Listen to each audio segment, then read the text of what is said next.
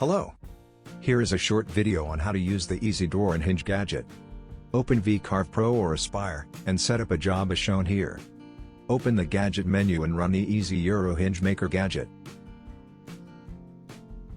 In the main screen, you can find various buttons and new functions. Let's start with hardware. In this menu, you will enter default information about the hinge dimensions. Utilizing the drawing to the right,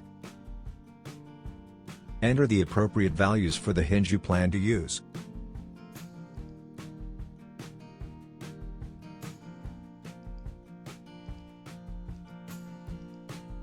Let's take a look at the new improved help. In addition to this video, there is a fully documented wiki on each screen and detailed information about each value of the program.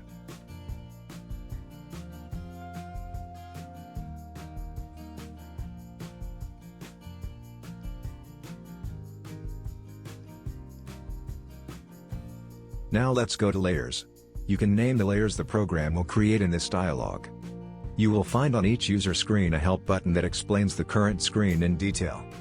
Looking at milling, you will enter the bit information and style of milling you want to perform. The option found under milling for screw holes has two possible answers: drilling or pocketing.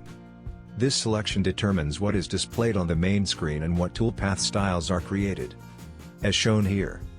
Now, input the values for the opening the door will be used for.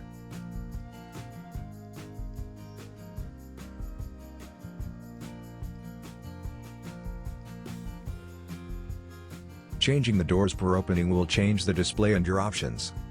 Selecting one door per opening, you can select which side of the door you want the hinges located. Enter the number of hinges the door will have. Also, how many copies of the door you want drawn. Select the tooling for the toolpaths. If you don't want a particular toolpath created, do not select a tool for that toolpath. Let's draw the doors. As you can see, we have two doors with 4 hinges each. Let's look at the layers and the toolpaths.